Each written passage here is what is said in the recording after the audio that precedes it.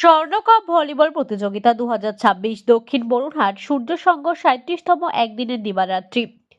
উত্তর চব্বিশ পরগনা বসিরহাট মহকুমার হাসনাবাদের দক্ষিণ বরুণহাট সূর্য সংঘের পরিচালনায় একদিনের দিবারাত্র স্বর্ণকাপ এই প্রথম সুন্দরবনের প্রত্যন্ত এলাকায় ইটালি, শ্রীলঙ্কা, উড়িষ্যা থেকে প্লেয়ার এবং এই প্রথম দক্ষিণ বরুণহাট সূর্য সংঘের মাঠে বিশিষ্ট সমাজসেবী ফিরোজ কামাল গাজী ওরফে বাবু মাস্টার এবং হাসনাবাদ থানার ভারপ্রাপ্ত আধিকারিক এবং সূর্যের সঙ্গের সভাপতি হাফিজুর রহমান শুভ উদ্বোধন করে ফিতা কেটে 8 দলীয় এই ভলিবল টুর্নামেন্টে প্রথম পুরস্কার 1 লক্ষ টাকা এবং সদস্য ট্রফি এবং দ্বিতীয় পুরস্কার 80,000 টাকা সহ সদস্য ট্রফি।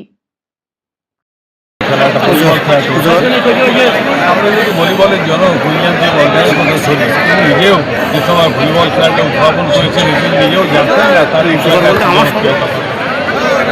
আজকে প্রত্যন্ত গ্রাম এলাকায় সূর্য সংঘের ব্যবস্থাপনায় যে ভলিবল খেলাটা আয়োজন হয়েছে এবং একটা পরিবেশে প্রচুর মানুষ উপস্থিত হয়েছে আর প্রচুর মানুষ উপস্থিত হবে।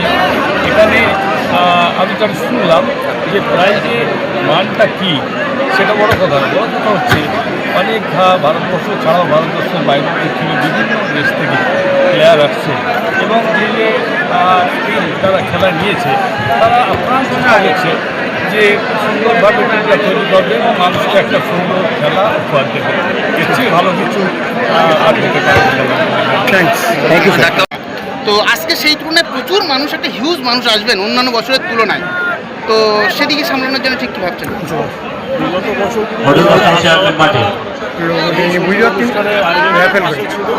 আজকেও থাকবে, আশা করবো আগামী দিনেও একইভাবে উদ্যোক্তাদের পাশে। Thank you.